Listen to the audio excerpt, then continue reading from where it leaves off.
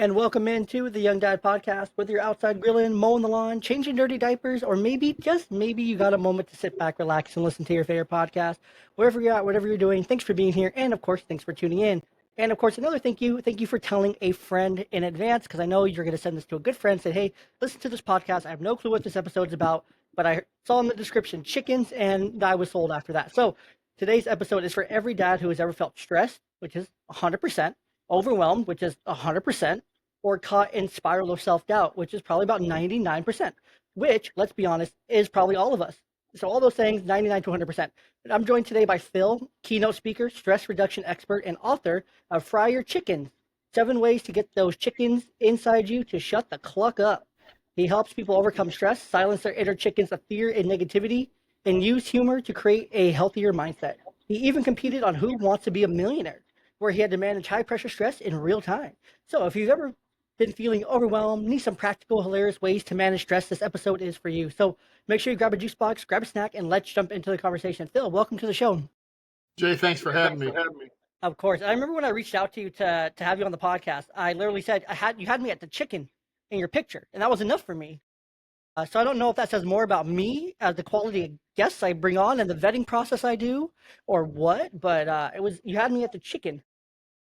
But in all seriousness, before we get into all the nitty-gritty of stress and mindset, I have to ask you, what was the most stressful moment of your Who Wants to Be a Millionaire experience? So they took us probably the day before, honestly, because I remember sitting there in the studio and I just started shaking because they were taking us through, okay, here's where you're going to go in the hot seat and here's how it's going to work. And I had been trying to get on that show for probably 2 years, a little over 2 years, actually.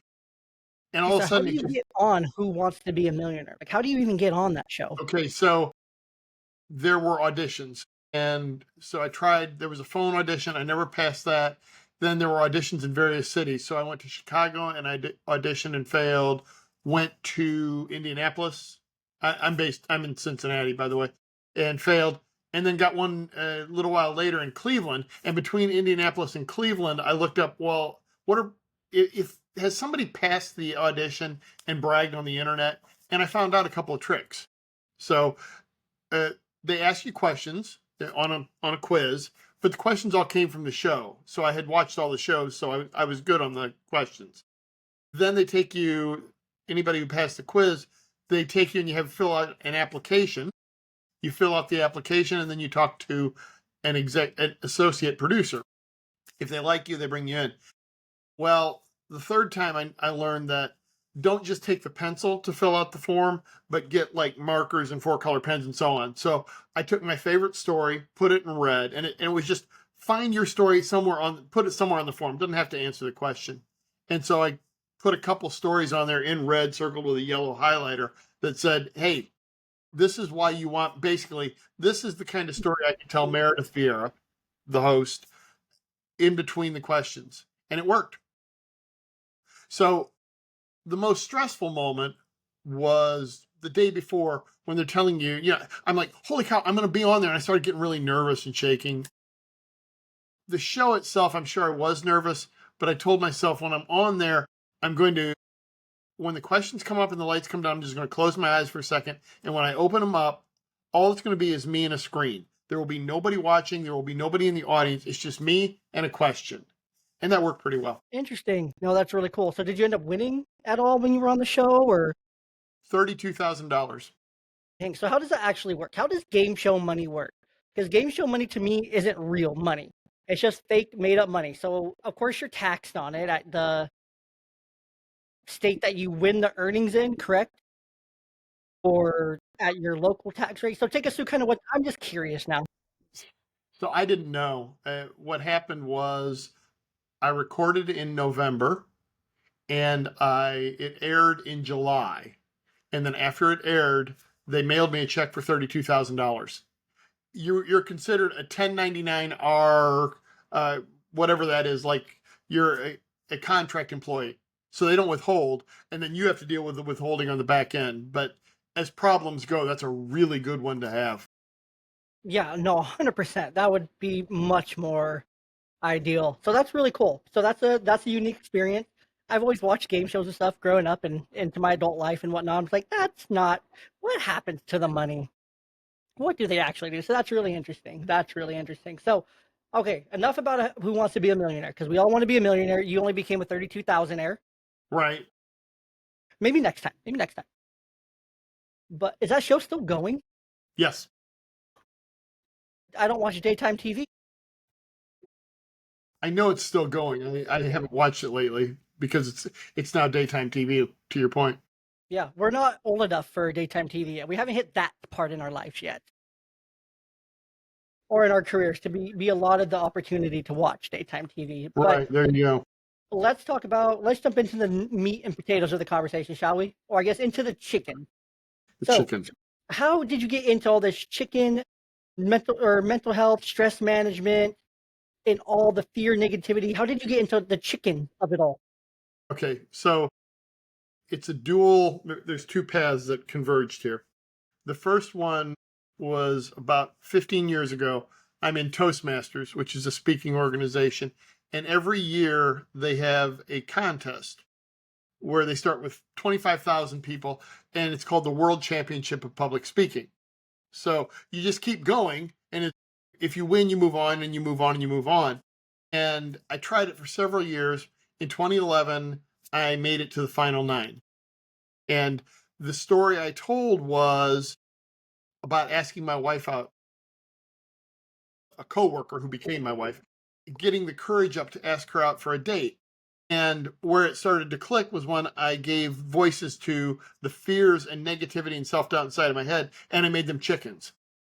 So at the time, I was just like, I flopped my wings and pretended I was a chicken, and that worked fairly well. Later, I discovered these wonderful little rubber chickens to kind of represent them. And I've got them, in all sizes, and, the fried version. I got, pirate rubber chickens, you name it. And what happened was then I didn't have to dance around, and people could see this is the chicken I'm talking about. Okay. So and I use them for both goal achievement. The chickens are telling you you're not good enough. She will say no when you ask her out for a date. She's out of your league, etc. Or the chickens that are causing you stress. Those voices inside of you that are saying you suck, the world sucks, whatever. And so I talk about how you fry them and get rid of them so that you can lower your stress and improve the quality of your life, right? Do what you were meant to do. Now, the other piece that happened was about 2015, I had a heart attack.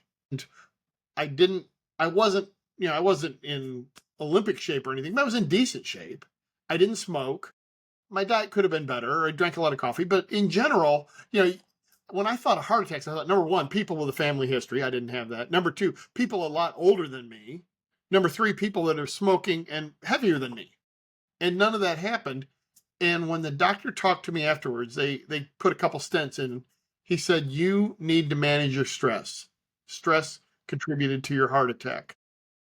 And so from that day on, I started looking for ways to manage my stress. And those are the two things I talk about. And they're kind of tied together, right? Shutting out those chickens of stress and negativity and fear that are holding you back, lowering your stress, and achieving the life you were meant to live. Those are two crazy paths to me. So how long ago was that heart attack? I'm just curious. 10 years. 10 years ago. Okay.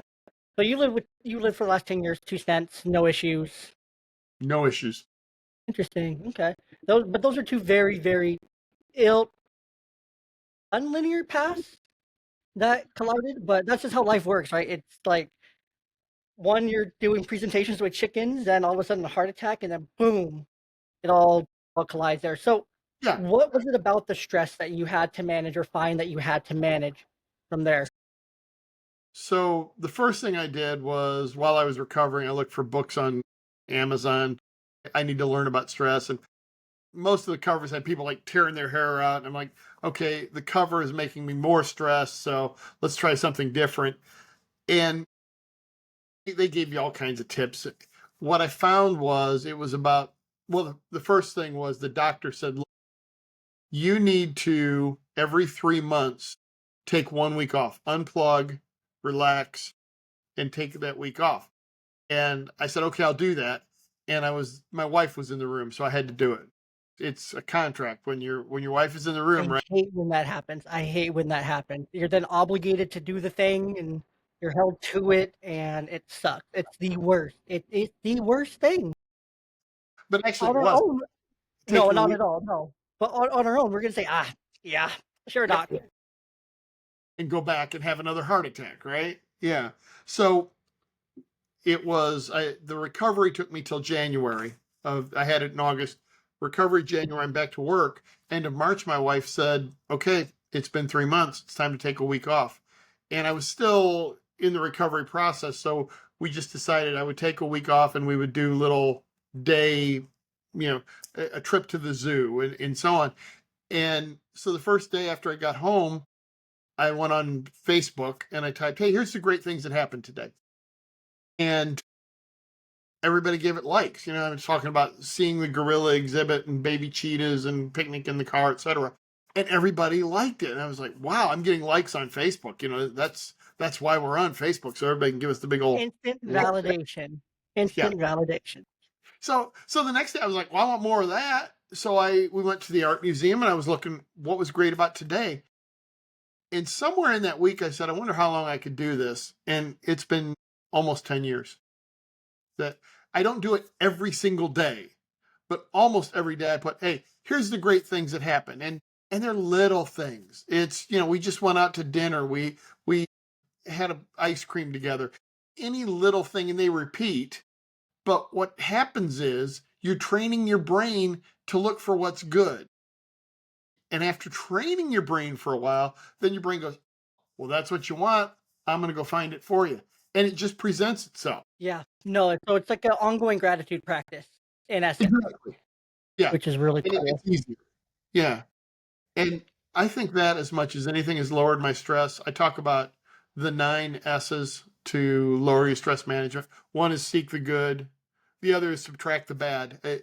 There are so many ways that you can find out how terrible the world is and how wrong other people are. And Facebook will throw it at you and the news will throw it at you. And you don't need that. There are some stresses you can't avoid in life, but those are optional. So I just turn them off.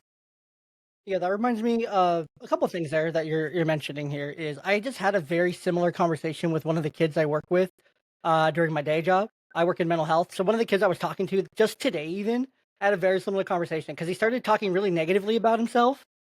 And I was like, whoa, whoa, whoa. You just said 3 negative things about yourself. You need to tell me 4 good things about yourself. And then he did it again. Okay, now it's 5 good things. Okay, now it's 6 good things. Now it's 7. He was like trying to be a little smart aleck and whatnot, which is fine. But he ended up doing the good things.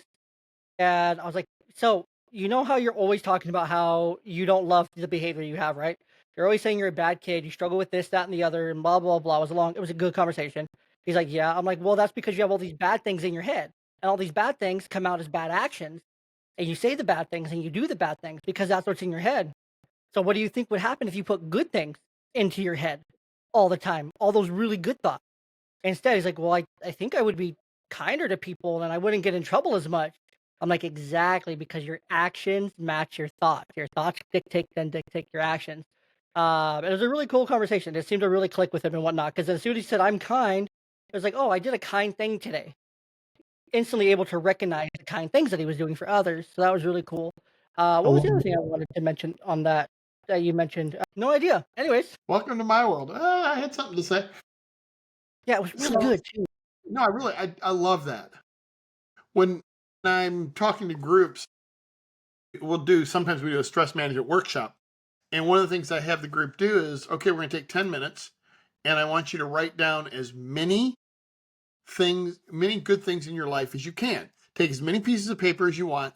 Whoever writes down the most gets a book. One of my Great Things Happen Every Day book. And then I've had people like come up with 50 some things in 10 minutes. They're furiously writing. And then I say, okay, now, well, everybody stands up and then sit down if you have fewer than 20. And then eventually 1 or 2 people are there. And I say, okay, I want you to start reading it off. But here's the deal. If you're in this group and what they say is great for you, you need to write that down and raise your hand. Yes, I agree. because, if you've only got 20 and then all of a sudden they say, my grandkids, and you're like, oh yeah, my grandkids, I forgot that. And so you're getting a bigger list. And I tell them, take it home with you and look at it. All the good things that are going on in your life, keep that in front of you. I love that. And I've done actually the inverse of that activity with kids and with people before, to where I'll have them write down the things that they like essentially need to let go of or get rid of as well. I've actually done this in a workshop. It's on my YouTube channel. It was when I gave a presentation at a conference. And I did that same concept where I had everyone write down a bunch of things, right? And then I had them take them and I had them tear them up and throw them away, get rid of them. So it's Yep. just the same practice. It's just the inverse of that same practice, right? You can do it Right. both ways. I remember my thought now. It was related. I don't remember how. Realizing the good things, putting things in order, making sure you're subtracting the bad. That's what it was on. Subtracting the bad when you mentioned that. The book, How to Stop, or it's an orange cover book. Um, it's just about putting your F's in the right order. Subtle Art of Not Giving. Yes, yes, that one. And that's one of my favorite books. I actually read that when I was working. My gosh, how many years ago was that? About 10 years ago now. When I was working in like my first really big job. And I just found myself like stressed that I just was caring about everything and I needed to stop caring about so much all the time. Because I couldn't focus. I had too many things like I was trying to focus about. And I read that book. I think it was recommended to me. I was like, you should read this book to kind of help you prioritize and reorganize. So I read it and I practice it to this very day, 10 years later, because it's all about making sure that you can put your F's where they belong. And Exactly. you put enough where they belong and not too many. And if they're not going somewhere that serves you, then take them away and put them into somewhere that does. So it's very similar to the concept you mentioned there of subtracting. Love that book. Yeah. Great book. Great book. You talk about frying your chicken. What the heck does frying your chickens mean? So that was when I started that in the contest. I gave the speech the title of just a bunch of S's. And everybody's like, what the heck? When they announced the title, what the heck is he talking about? And so I started with my introduction. I said, and you're going to have a better life when you get those chickens out from inside of you, get a pan and fry them. So you're getting rid of the fears, negativities, and self-doubt. So that's why I say, you're going to take these and that's what the book is about, frying your chickens. Is okay, one of them, and I gave them cute little names like Doubting Dave. You're not good enough. I doubt you're going to be able to do that, and so on. And I think Nasty Negative Nelly, which is telling you, oh, she's out of your league. You'll never be able to ask her out, et cetera, et cetera. And so there's all these voices, and they're basic fears, negativity, self doubt, all of those negative emotions. I just kind of made them different chickens. And then the idea is you take the chicken, you pull it out, and it's tools for how to do that, and you fry it, get rid of it. And then I've got my fried rubber chicken that my daughter-in-law gave me, that pictures of that in the book. Okay, here is how I fried Doubting Dave, and here's how I fried Face the Facts Fiona. And then it's got activities behind it to say, okay, what facts are holding you back, that kind of thing.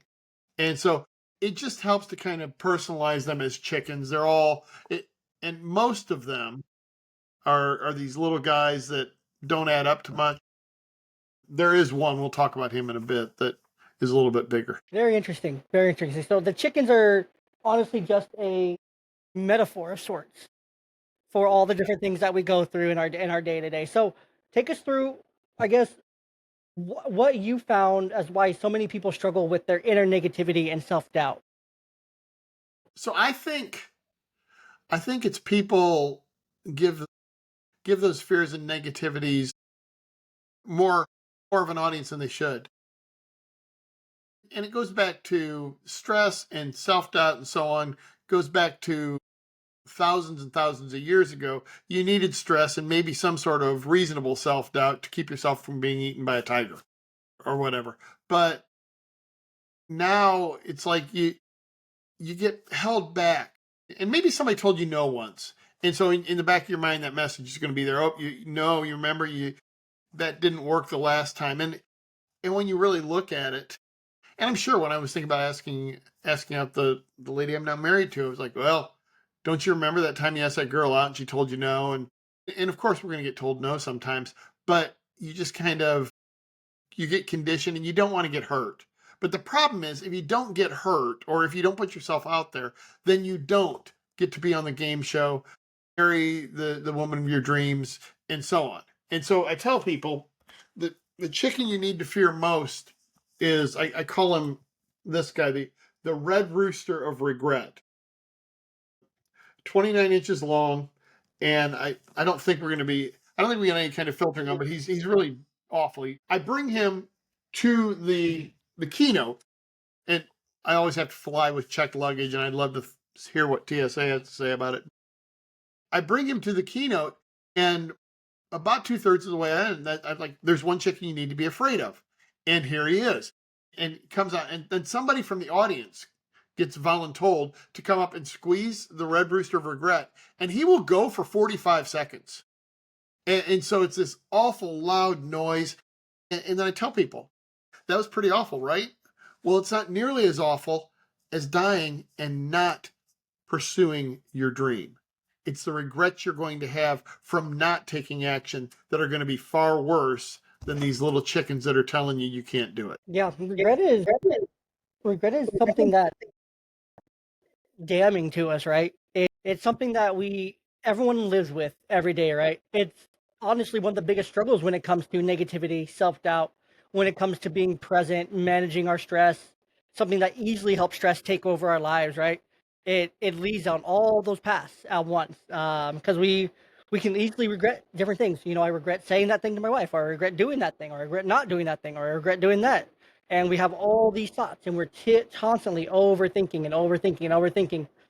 And it's like, oh, shoulda, coulda, woulda, shoulda, coulda, woulda, shoulda, coulda, woulda. But you didn't, or maybe you did, right? And now all you can do is really just kind of pick up the pieces and move forward. I mean, what else can you do with that? You can't. You can't do anything. That's exactly right. And sometimes I'll think back about, oh, I can't believe I did this. And I just remind myself, you are right where you need to be at this moment, at this time. And don't worry about the things that happened in the past, but going forward, make sure you don't have those regrets from not taking a chance. Absolutely, because it's about taking the chance, right? Because you don't want to look back. I mean, your perspective is probably very, very unique on this because you did have the heart attack. You did have that of sorts, that eye-opening moment of holy crap, there's all these things I didn't do Right. that I really wish I would have done, but now I have the chance to do them, kind of thing. So your perspective is so unique on this, which is really cool Exactly. because you see it from that side. Well, it's like, well, I didn't do that thing, and if that heart attack would have taken me, I would have regretted that, or that would have been a regret for the rest of my life. And now I can, I mean, kind of not right the wrongs, but you can do the things that you would have regretted not doing because you have that ultimate perspective on life. Yeah. Yeah. Absolutely. I got a second chance. The arteries that blocked were not the widowmaker. And so therefore I got a second chance. Very fortunate to do that. And obviously I had the courage to ask my wife out before the heart attack. That story goes back Thank 30 goodness. plus years. But since the heart attack, I've taken more actions and just like, you know what? You don't want to go to your grave with the Red Rooster of Regret squawking at you. No, absolutely. I don't think anyone wants to live with that, right? No one wants to live with that in, like, looking back, whatever the afterlife looks like. Everyone's beliefs are different. A lot of people are similar, but whatnot. You don't want to be living the afterlife. I mean, like, man, I could have done all that stuff, but I didn't do it. Why Exactly. was I scared? Exactly. There's this really cool Will Smith quote out there, of all people. I think this was before, like, the slap and everything, so it was when Will Smith was, like, kind of sane and whatnot. But there's this whole, like, motivational thing that's on YouTube. It's one of my favorite things. I used to watch it, like, religiously. I'm not joking about that. I would watch it multiple times a day. Like, I would watch that stuff religiously. But no, he would talk about fear, and he would talk about the fear, how it, like, hold you back from doing this thing or doing that thing or doing this thing or doing that thing or doing this thing. And he's like, why are you letting fear hold you back from doing that thing and making you paralyzed to your bed? Why are you letting fear take hold of you here? Why are you letting fear do this? Why are you letting fear do that? Instead of, going through that door, and the greatest things in life are on the other side of that terror. The greatest things in life are on the other side of that fear. And how can we not, let go of those things and then realize, holy crap, it really wasn't that bad. Why was I even scared in the first place? Because when we go and do the things, we realize, oh, it wasn't that bad. It really wasn't. It was okay. Like, I'm okay. Did you die though? Kind of Quinn, the famous question. But did you die though? No. Okay, then you're fine. What were you even scared about? Look, you had fun. You enjoyed it. I think that's one of the best things with our kids too. Um, I relate that to last summer. My daughters and my family and I, we went to Silverwood, the amusement park, and I forced my 7-year-old in tears to go on a roller coaster. That was scary. Forced her. I literally forced her. I drug her onto the roller coaster and made her do it, whether she wanted to or not. And then she went a few weeks later with her grandparents again, and she went on all the roller coasters, no issues. Right. And she had a Love blast. it. Love it. So, and I had fun laughing throughout that experience because I'm, dude, you're gonna be fine.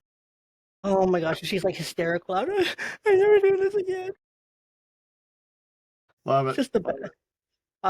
So speaking of like funny moments and whatnot, you use humor in your keynotes, in your writing. For you, how has laughter become such a powerful stress relief tool? I believe we don't laugh enough. When you're a kid, you laugh at everything.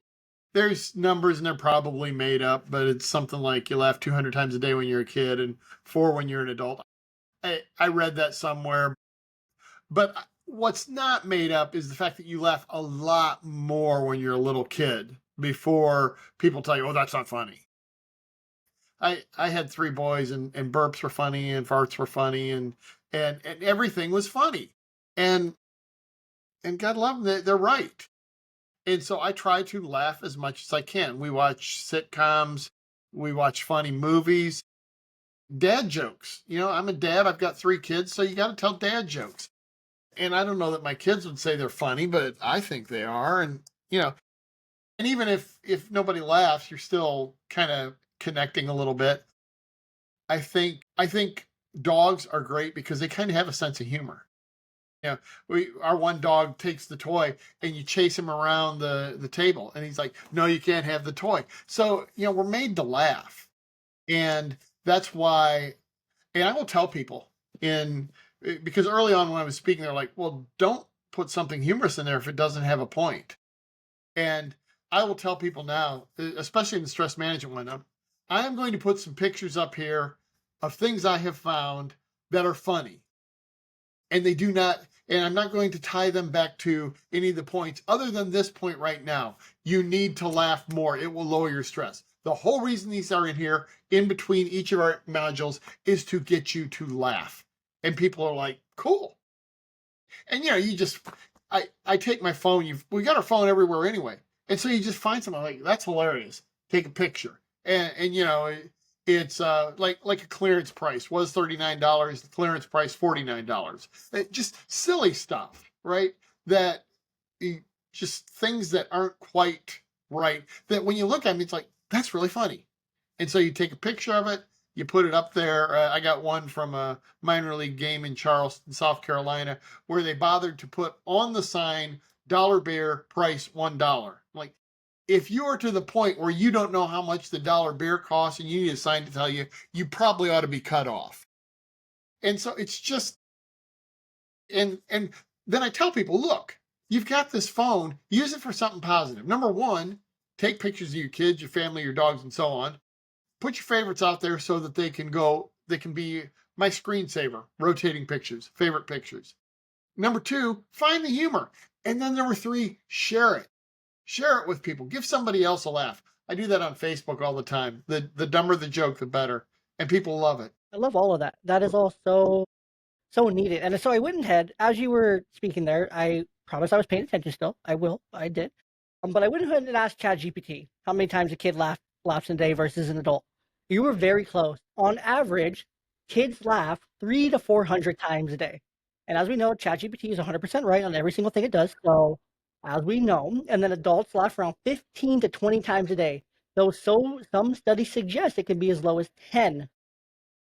And why this is, just as you mentioned, kids are more present, they're more playful, and they're more uninhibited. Their days revolve around curiosity, exploration, and fun. Often as adults, we have more responsibilities, stress, social filters, which can suppress spontaneous laughter. But a little bit of laughter is good, Oh, right? yeah. Like you're saying here.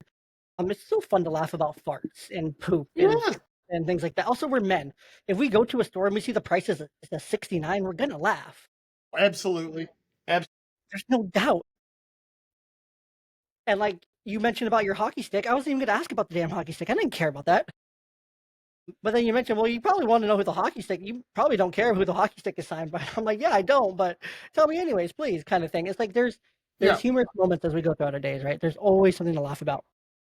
And sometimes I get yelled at by my wife, and I hope she can hear me right now. She's in the other room, but I will laugh at things that aren't funny, and I will laugh at the wrong time. And it's not the best, but I'll be laughing anyways. I don't know why. I try to control it. I don't. I just let the filters go. But and she knows that. She calls me out, and she's like, "Why are you laughing right now? There's nothing funny." And I just, I'm just like, "Well, I'm just. It's funny that we're this is happening, or we're doing this kind of thing." And I just start to laugh and not take it serious. I'm probably the most unserious person there is. I'll get serious from times, but most of the times I'm very unserious and I don't take nearly enough as I should serious. But then again, life's too serious as it is. Why do we have to take so many things serious? Like, what's the Yeah. point? What's the point? Oh, absolutely. There's a quote from Gary Vee that said somebody came up to him and said, "Tell me something to inspire me." And he looked at her and said, "You are going to die. You only have so much time. What are you going to do with it?" And that's why you got to laugh. You got to not have regrets. There is one thing that is 100% fatal, and that's being born. Eventually, you're going to die. So we don't know when. Let's laugh as much as we can. Let's have as much fun as we can. Let's get out there and kick some butt and fry some chickens. And I've lived that way ever since the big heart attack. You muted. Better, there's no better perspective than when you have that second chance and to when you have those eye-opening moments. I'm sure you didn't plan for it, but gosh, has it been great along the way? Yeah, well, that's why I tell people, I'd love to give you the benefits of the heart attack without you having a heart attack. So let's lower the stress right now, and let's just pretend like you had a heart attack and go out and fry those chickens and have some fun now. Yeah, yeah. No one's gonna wish a heart attack on anyone, right? That's not what you're saying. No. You're not trying to do that. Oprah, you have a heart attack and you have a heart attack. You get one. You get one. You get one. Be careful with how many heart attacks you hand out. You might get doged. I hand out rubber chickens instead. That's more fun. That's way more fun. So, is there any, you know, thing ridiculous that you've done to de-stress that you found has actually worked? Gosh, I do so many ridiculous things. There is a whole section in my prior book, "Great Things Happen Every Day," of dad jokes, and a lot of them are jokes that I've just told to my kids, like made up, and that's what they all were. And just yeah, I'll get in the elevator with my wife and at our local Kohl's. It's 2 stories, right? So I will get in there. Somebody else will be in there, and we're on one. And I go, 2, please. I mean, hello. That's the only option you could possibly have. And she's just like, so I think I can't think of any one thing. Well, I can think of one. It wasn't meant to de-stress, but in the end, it kind of distressed me. I was about 50 years old and got on a roller coaster with my son, and it makes for a great story, right? Because the chickens are like, "Do you realize how old you are?" And I tell them, when I was 25, it was a thrill ride. At 50, it's like a hangover on rails. And it's all the chickens talking and telling you, and then it's the voices inside and the ups and the downs, and almost throwing up and so on and so on. But the cool thing was at the end, and what busted all the stress was looking at my son and how happy he was. And like, "Oh, Dad, that was so cool," And so for a moment, I became the cool dad. And it's like, well, that's a huge win. Despite the fact for 2 minutes and some odd seconds, I felt like I was going to die. Hey, it was worth it, right? It was all worth it. It's all worth it in the end. I loved 25, but boy, at 50, they and this was pre-heart attack, by the way. I now have a medical reason. It's not stress. I have a medical reason where the doctor said, "Don't you get on that roller coaster." You ever think you're still doing the things that you're not supposed to do? You're like, would it really be that bad? And then your wife has to talk you down from the ledge. Oh, yeah, all the time. Yeah, well, if I'm going to break a rule from the doctor, it's going to be a third cup of coffee during the day. You're living dangerously there, Phil. Living dangerously. So obviously someone's a I rule know. follower. So obviously the kids are also pretty. I'm assuming the kids are pretty good rule followers. Oh, who, me? Yeah, Am I a rule follower? I follow the rules that'll keep me alive. I mean that works. That works. Yeah, other than that, and the kids are a whole lot like their dad, with the sense of humor. It's like me, except they have musical talent. Okay, and then let me ask you a question here. Who follows the rules the least? The least rule follower of the three, and tell me why it's the second one. I was like, it's the middle one. I know. I You already knew. know. I already knew. I don't know why it is, but I do know that it is, and we didn't treat him any differently. The second one of the three, the third one was born with the "I'm going to be good" gene. The second one, there was at some point, and the kid, he was barely walking. I guess he was walking. He crawled up on the couch and got on the back of the couch, standing on the back of the couch, and looks over at me and goes, it's like, you're not supposed to do that. And he's been, now, he's gotten older and mellowed a little bit, but yeah, it's the middle one. Why? I don't know. Always the second one. It's always the It is. second. It is. Always the second kid. I don't know why, but okay. So how kind of bring this all back to some applicable questions here, I guess. Well, I guess we'll apply all this and not have as much fun. We'll make it a little bit serious. How can we recognize when the stress is taking over? If you're thinking about it all the time, if you're supposed to be doing something focused on work or whatever, and it's stress instead, uh, I think before you do that, I'm a big fan. It's sitting over there. Be right back. I've got this block, this time block, and so it's got all different numbers. And if I put it straight up, it's 25 minutes, and so you don't do anything for more than 25 minutes. It's going to stress you out, and then you turn it up and you do a 5-minute break. Get up, stretch, breathe. So before it, I say before it gets really to taking over, you just kind of stop, breathe, five deep breaths, and that'll bring your heart rate down. If you recognize it and it's like really taking over, then go out, take a walk. Remember that it's not worth dying for, and just remind yourself, hey, and then maybe that's when, because you've already written it down, because either you were at my keynote or somewhere else, or you listened on this podcast, and you know what, I'm going to write down all the things that are great in my life, and then you pull that out. And it's really hard to look and say, oh yeah, I've got 3 wonderful sons, a wonderful daughter-in-law, a wife who loves me, I get to travel and speak, and so and on and on and on and on and on, and say, oh, yeah, I'm going to stress out. Is the thing still there? Yeah, but you just took that pause. Yeah, sometimes a pause is all you need. Sometimes that is all you need is just a pause and to shift your perspective, right? To change that perspective into what you're looking at and how you're looking at things. Because maybe in the grand scheme of things, so I'm actually involved in my church in a youth program called Awana. And one thing I teach my Awana kids, taught my Awana kids is that it's like your life is one big, grand, beautiful painting, right? That was already painted for you. It's a Christian program, I'm a Christian. It was already painted for you by the Creator, by God, before you even came to Earth. And it's this great, big, beautiful painting. The details are amazing. They're intricate. They're beautiful. Every single little detail already planned for, already mapped out. So why are you stressing? Why are you stressing about these small things?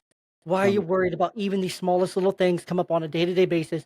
We freak out. We have these blowups. Maybe we fight with our spouse. Maybe we yell at our kids a little bit too much. Who knows what happens? Maybe we yell at a coworker. Something like that happens, right? But we look back. So we have to be able to take that pause, like you're saying here. Take that step back. I actually love that timer because that's actually a based in psychology itself, Mhm. where the brain can only focus for about 20 to 25 minutes long term. I mean, we're both doing great on this podcast. Going 40 minutes. We're not to say we're kings of the castle here, but we're doing Oh, pretty good. Yeah, it's so important to take that pause and to reset, right? Because our days go off the rail, we fail, we have to bounce back, and that's just what we do, right? We, especially as dads, right? Those things can very easily consume us. But taking that pause, reshifting our perspective, refocusing, and realizing, okay, it's really not that deep. It's really not that big of a thing. I need to breathe. I need to shift my perspective and move on. yeah. And I love what you're doing with your youth group at church, as well as what you're doing in your profession with counseling kids. Our youngest is going to be a teacher, and he's doing it because he loves the kids. And while he's at school, he's also working at our YMCA, helping the kids in the program. And he tells me all the stories of the kids he's helping. It's like, yeah, but he's not the middle kid. He's the third of three, and he just has this servant heart that is so good to see. I love when I see people doing that. You I make a love difference. that. I love that, and bless your son, honestly, because that's a career that will eat you up and spit you out. Mm-hmm. And I believe every single teacher, except for the 99% of teachers, went into teaching because of that right there. Because they love kids, because they want to make a difference, because they have that servant heart. 99% did, I think you're but right. because of how it is in our society with teachers and teaching and politicization, and now it's even more blown up and Mhm. whatnot. Um, Talking to a friend of mine here in a couple days on the podcast about that. He's an educator as well, and we're going to talk about kind of Doge and things like that, and kind of what that looks like from that perspective. It's going to be really interesting, but it's one of those things that just eat you up and spit you out, Yep. and it ruins a lot of people. Ruins a lot of really good people who really just want to help, and then our kids are no better for it. um, because of it. But hopefully, he lands in an excellent place. He's with an excellent administrative staff. He's in an excellent supportive environment, um, and that he can get enough experience. Because if that first place doesn't work out, then he's able to move to maybe a private school or a charter school or something more privatized and whatnot, more privatized education. I personally believe that's the way to go. Way to go myself. I digress here. One thing I want to hit on is, of course, failure, but what have you found that is helpful from keeping from spiraling when things go wrong? Because very easy as men and dad. It really is. You mentioned failure. Recently, I had the opportunity. I happened to be watching a game show. I was up visiting my mom. She always likes watching game shows. And as the credits rolled, I saw the name of the executive producer for this game, and I was like, "Holy cow! That guy was the guy who interviewed me and got me a spot on Who Wants to Be a Millionaire." And so I was like, "Okay, I'm going to go on this." I will get to your question, by the way. I'm going to go on LinkedIn and see if he's on LinkedIn. And he was, and we had a couple of connections in common. So I shot him a message out of the blue. I was like, "Hey, just wanted to say, obviously you don't remember me because you've dealt with thousands of people over the years. You were my associate producer back in the day for Who Wants to Be a Millionaire. I'm glad to see you're still doing game shows. You were really good to me, and thank you." He wrote back. And he said, "I've been thinking about speaking. Could we talk for a while?" So we talked, and this is where we got the answer to the question about failure. He said, because with Millionaire and other ones, he's been able to do the Celebrity Millionaire. So he has met a lot of celebrities along the way, in addition to working with Meredith Vieira, Regis Philbin, and so on. He said the one difference between the so-called the celebrity and the rest of the people in the world is when a celebrity fails, they keep going. They don't let it stop them. And he gave an example of Regis Philbin reading a question. He messed up a word and just laughed through it, made a big joke about it, and they just kept on rolling. He said, that's how they are. You got to understand, failure is not fatal. That which doesn't kill us makes us stronger. That's such an overused term, but it's true. And so, as much as I can, I just forget the failure We've all had them, and move on. Because if you can't let the failure win, right? You can't let that chicken say, see, told you so. Don't ever do that again. I mean, so you just write it down, write it off, and move on. And the other thing I do is I keep a success log. So, everybody, I have my task list and I write them down. And then when I get them done, I check them off. And if I do something, by the way, that wasn't on the list, I write it down so I can check it off. All We right. all do that. Everyone does that, Phil. You're not alone. We all do that. I do that. Why not? So at the end of the day, you've got all these things checked off. I messed one thing up. Well, you know what? I got 9 things done. That's a 90%. That's really good. So you can't let that one define you. You got to say, okay, and I don't care how small they are. That was the whole point of my Great Things Happen book. We had lunch together. Well, that's a little thing, but it was great. So give yourself a pat on the back for that. And I think we are always, we always hear, well, ignore the critics out there. I think the critics in here, those chickens inside, are the worst. And those are the ones that they'll eat you up if you focus on the failure. I always say, okay, can I learn something from it? Fine. What will I do better next time? Fine. We're done. That's set it aside. Let's move on. Absolutely. It's it's really the 80-20 rule, a lot of it too, right? We'll so easily focus on the 20% that we didn't do, that where we fell short, where we had our shortcomings, right? And we see this a lot in every aspect of life. The 80-20 rule is probably the most accurate rule, one of the Yes. most accurate rule that's out there. It's insane. Ever since I started paying more and more attention to it, I see it all the time. Oh, yeah. But we pay attention to the wrong side of the 80-20 rule, right? We're always focused on the 20 that didn't go right, that didn't happen, that's not good, versus we're not looking at the 80% that did go really good. We're not looking at the 80%. We're not looking at the, oh, I'm really grateful that my wife made dinner and it was delicious, or that she did laundry and the clothes are clean, or I got home safe from work today, and all these things went really well today, and yada yada yada yada. But yet we can focus very easily on the 20%. We can focus on the what didn't happen. But that's more so what we focus on too. It's like, oh, my wife didn't do that thing I asked her to do, or my husband didn't do that thing, or didn't fix the thing or do the thing, and we get focused and caught up on the 20%, and then we forget all the 80%, and then the people on the 80% of sides is like, well, why does it even matter that I did the 80%? And I think that's so true with our kids too. We have to recognize that. We have to Yes. recognize the 80% with our kids, that they are doing really well, right? Because it's not about the product, it's about the process, right? We should praise and worship the process. The product is great in the end, right? The product's going to be great if they're working hard and they're doing everything they can. The product at the end is going to be fantastic, but we can't just praise that, right?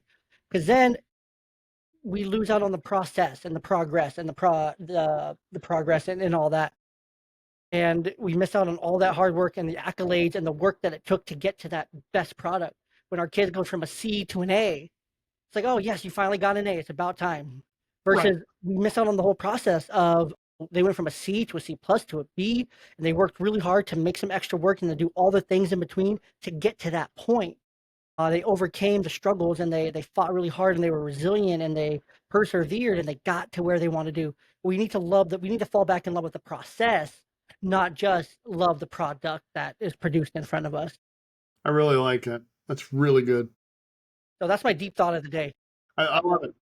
Fresh out after that. You dropped plenty. I had to drop at least one to try to Love balance it. that a little bit. All right. Are you ready to jump into the dad zone? Absolutely.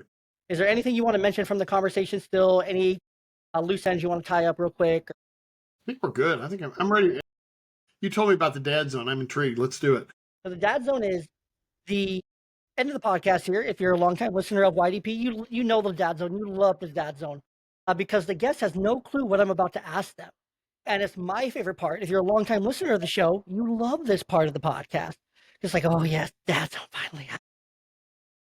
So 4 questions total. 4 questions total. First one, does pineapple go on pizza? Yes. Wrong answer, but this was such a great conversation that I will still air the episode regardless. Yeah. To each And their own. if you put that out on Facebook, people will really go, how could you say pineapple? And it's in every single episode of my podcast. Every single episode, the dad zone happens. But if you talk, I've talked to 2 Italian women on the podcast. One of them owns a pizza shop. The Italian women say no. So, but take their opinion over the chicken guys. Sorry, Phil. You know what? That's fine.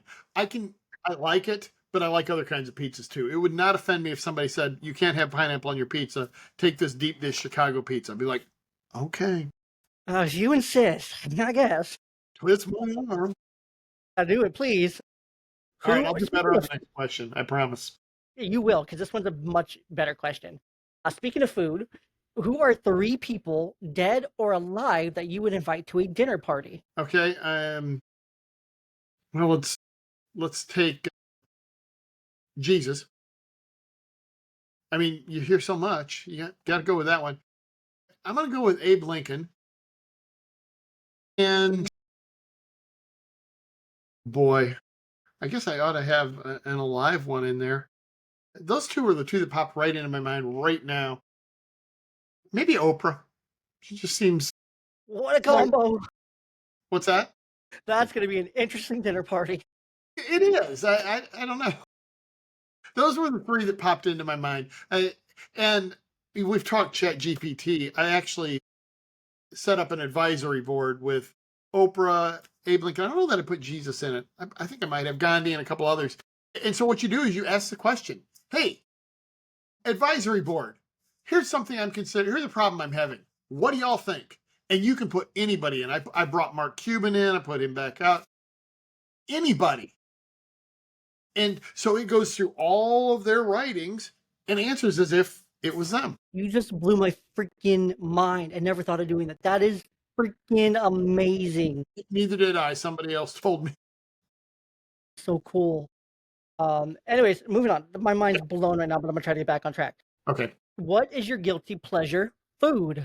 I swear, if you say pineapple on pizza, Phil, I'm gonna. We're done. No, ice cream.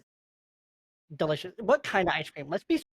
So many kinds of ice cream. Just the whole basket, Robin. Raspberry Grater's raspberry dark chocolate chip here in Cincinnati. Chunks of raspberry. And here's the bad thing. It was the last thing I had to eat before my heart attack. And yet I still will eat it. No problem. Irony. The irony. Yeah, it's not like a stomach virus, right? Oh, well, I ate hot dogs and now I can't eat hot dogs ever again or whatever. This stuff is the bomb. Yeah. No, and I mean, as you know, it was the stress, not the ice cream. Right, right. So the ice cream's not a culprit. No, No, let's actually, not blame the ice cream. yeah, no, the ice cream has no part in the heart attack. Okay, ice cream's innocent. It is. Um, And it's just it's an innocent bystander. And you could also know with that. Sorry, I'm getting off topic here. Then I'll ask you the first No, question. please. If that heart attack would have taken you, you would have been able to die knowing that was the thing that the coroner will find in your stomach. That was your last meal, the last thing you ate. That's Yeah, what the coroner would have found. Like, he has raspberry chocolate chunk ice cream. That's love it. he went out. He went out great. I mean, he was good. He was You know, good. man. Okay, every time I'm feeling bad, I got to eat it just in case. Exactly. And on a high note. Exactly. Why not? You can thank me later for that. So, anyways, what is one piece of advice that you would offer to a young dad? Let's say he's about 18 to 22 years old, just starting out his fatherhood journey. Take as much time as you can to be with your child. It was for the first 5 years of my oldest life, I traveled a lot. And then our company got bought out and they said, okay, we need you to just manage the systems as we move them to the other company. Just, it'll take a couple hours a day in the office, whatever you need to do. If you stay for this last year, we'll give you a bonus at the end. And so I told my wife, well, I'll take the kids to daycare. And once a week we would stop at McDonald's and have breakfast. And I'm just sitting there with these 2 cool little kids at the time going, wow, I need to be here for as much as I possibly can. And I made all their kindergarten things and all their baseball games that I possibly could, and scouts and you name it, in church. and I didn't miss it. And that was the best decision I could have made. So life may look like it's busy, but going back to this, you won't regret missing a meeting at work to spend time with your kids. Absolutely. That's beautiful. That was a great way to phrase all that. So to wrap us up, Phil, this has been such a fun and insightful conversation. I think our listeners are going to walk away with some really practical ways to reduce stress. And of course, they're probably laughing. Their belly's probably hurt. They're probably belly laughing from this episode. So we did them a favor. We helped them laugh more than their recommended 15 to 20 times per day. You're definitely hitting the over today, people. So for those who want to connect with you and learn more about managing stress, silencing negativity, and using humor as a tool, where can they find you? PhilBarth.com. Perfect. And yeah, you can check out Phil's work at www.philbarth.com. That'll be linked in the show notes, of course. Listeners, if you found this episode helpful, please share it with another dad who might need some encouragement today or just a good laugh. And as always, subscribe, leave a review, and stay tuned for more great guests. And until next time, remember, stress is just a game show question you haven't answered yet. So take a deep breath, make your best guess, and enjoy the ride. And that's it.